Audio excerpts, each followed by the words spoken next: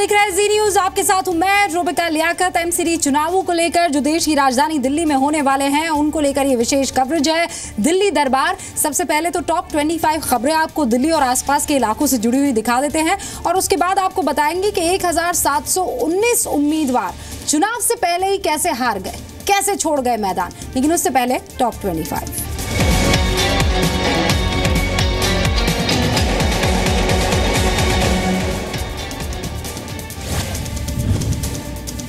MCD चुनाव के लिए भरे गए कुल 4605 में से 1719 चुनाव आयोग ने रिजेक्ट कर दिए हैं। 17 कैंडिडेट्स ने वापस ले लिया अपना नॉमिनेशन। चुनाव आयोग की तरफ से कैंसिल हुए नॉमिनेशंस में साउथ एमसीडी के 763, नॉर्थ एमसीडी के 619 और ईस्ट एमसीडी के 337 कैंडिडेट्स हैं। चुनाव आयोग की स्क्रूटनी के बाद एमसीडी चुनाव में अब 2869 प्रत्याशी मैदान में हैं। एमसीडी चुनाव पर बोले मनोज तिवारी, बीजेपी और बाकी पार्टियों के बीच बड़ा फासला है, बीजेपी की होगी बड़ी जीत।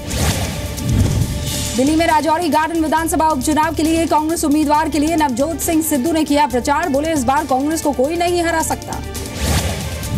पीएम मोदी ने आम जनता की तरह किया सफर, लोक कल्याण मार्ग से बिना ट्रैफिक रोके पहुंचे हवाई अड्डा। 4 दिन के दौरे पर भारत पहुंची बांग्लादेश की पीएम शेख हसीना। दिल्ली एयरपोर्ट पर पीएम मोदी ने किया उनका स्वागत।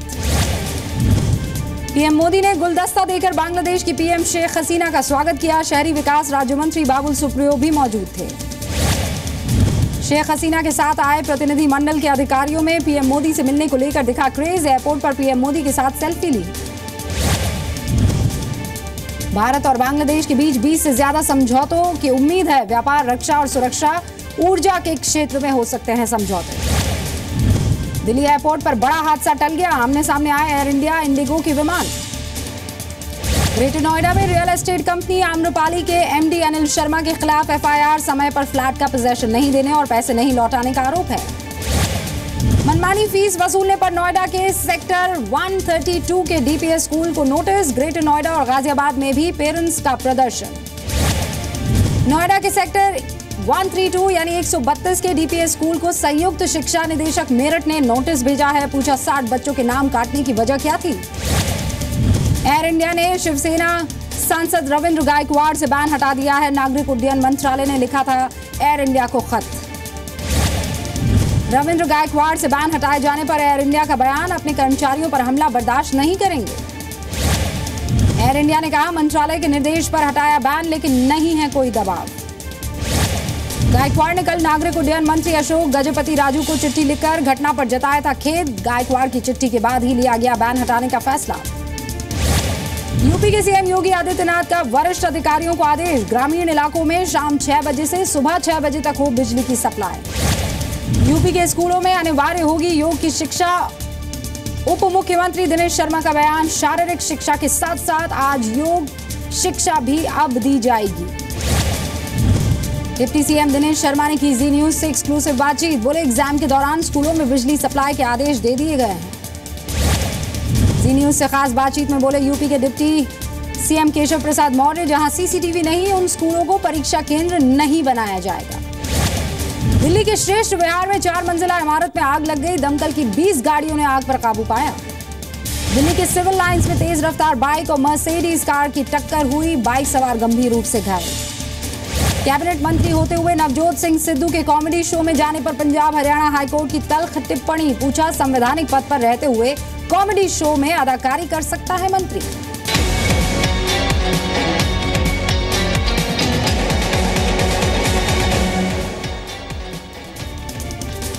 तो साहब आज से 16 दिन बाद दिल्ली में म्युनिसिपल कॉर्पोरेशन का चुनाव होने वाला है और फिर आज ही से 20 दिन बाद रिजल्ट आएंगे।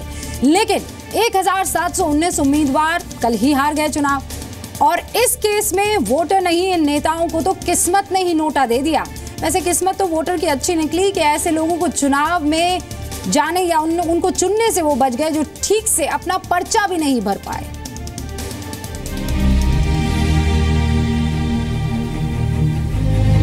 दिल्ली में एमसीडी के चुनाव 23 अप्रैल को होने हैं, लेकिन चुनाव के पहले ही कई नेताओं को हार माननी पड़ रही है।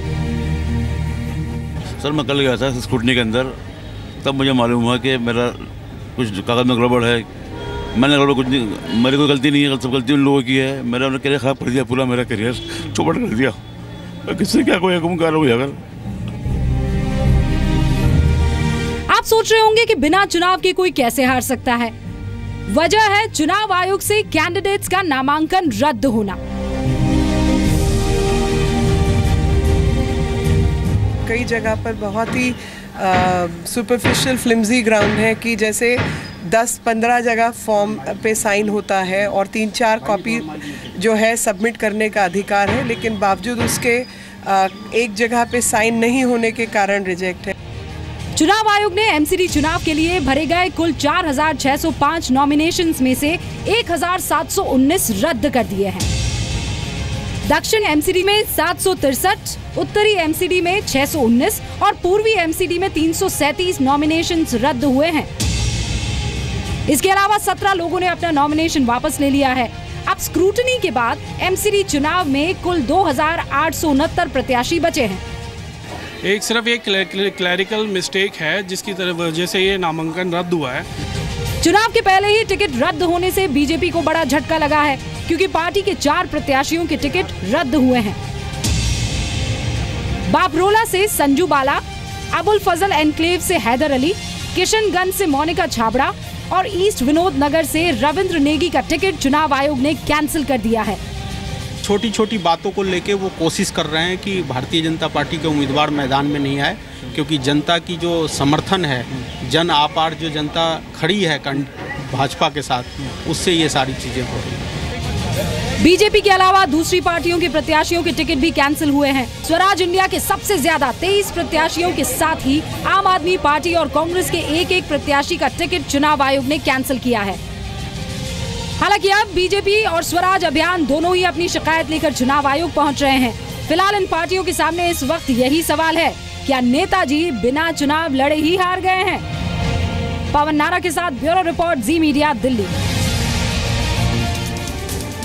वैसे एमसीडी चुनावों से पहले दिल्ली में सियासत का सेमीफाइनल होने जा रहा है और इस सेमीफाइनल में ये तय होगा कि फाइनल कौन कितना जीत पाएगा या फिलहाल कौन कितना पानी में है। बात दिल्ली में राजौरी गार्डन विधानसभा उपचुनाव की हो रही है, जिसके नतीजे से एमसीडी चुनाव में पार्टियों की तैयारियों का अंदाजा तो लगाया जाएगा।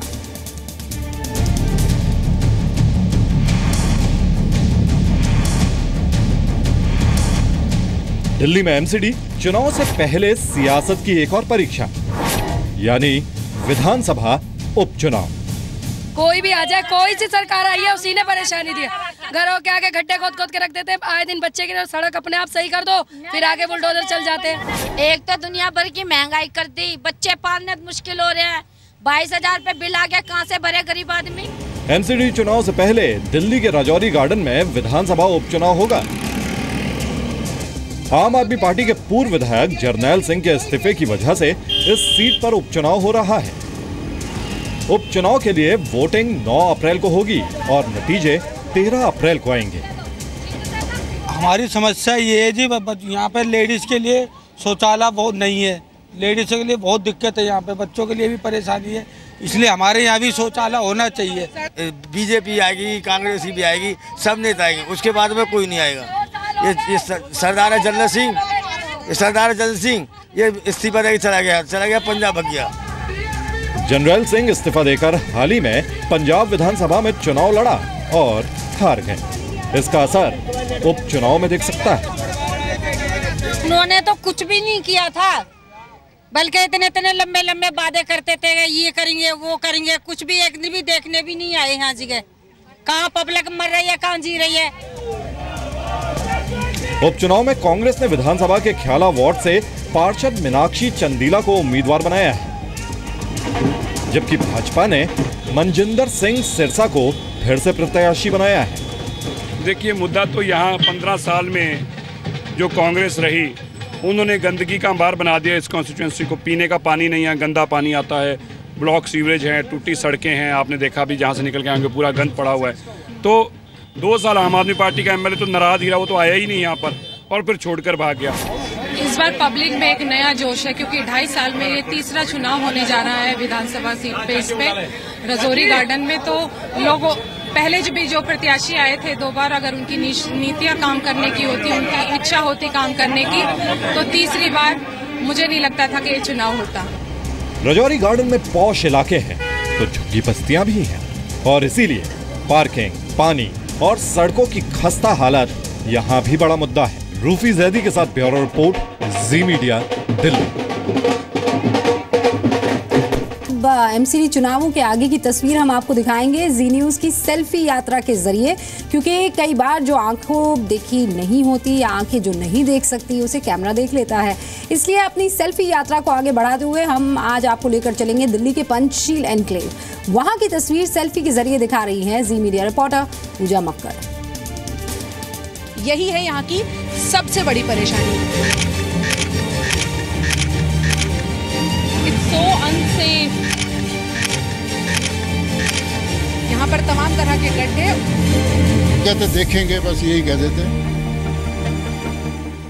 पॉश इलाका है, पंचशील एनक्लेव है। आपको तमाम गाड़ियां दिख रही होंगी, छोटी बड़ी, और बड़े बड़े घर दिख रहे होंगे। लेकिन एमसीडी का ये इलाका अलग तरह की परेशानियों से कैसे जूझ रहा है, ये मेरे कैमरे में धीरे धीरे जो कैद हो रहा है उसकी परेशानी हम आपको बताते हैं।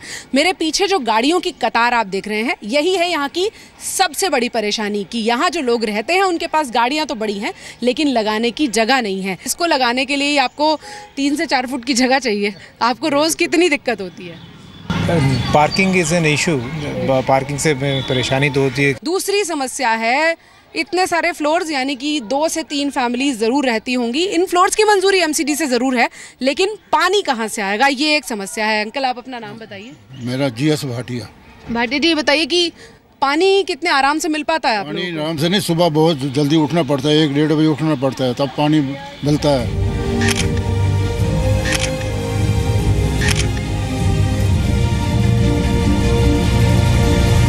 आपसे मैं पूछना चाहूँगी, फिटनेस आपकी रिजीम का डेली का हिस्सा होगा, उसमें क्या प्रॉब्लम है? इतने सारे यहाँ कुत्ते हैं कि वो मेरे पीछे लग जाते हैं। कुछ कुत्ते तो काट भी लेते हैं। It's so unsafe. एक तो पहले ही क्राइम बहुत है, ऊपर से कुत्तों का एक और डर। तो उसको सॉर्ट आउट करने के लिए कभी किसी को कहा गया या कोई सुनने के लिए आया, या सब इलेक्शन में ही आते हैं चुनाव प्रचार करने के लिए? MLA को बोला था पीछे जी, तो शिकायत की हुई है, कहते देखेंगे, बस यही कह देते हैं। सबकी यही परेशानी है कि चुनाव आते हैं तो फौरन आगे आ जाते हैं कि हम समस्या हल कर देंगे, उसके बाद गायब हो जाते हैं।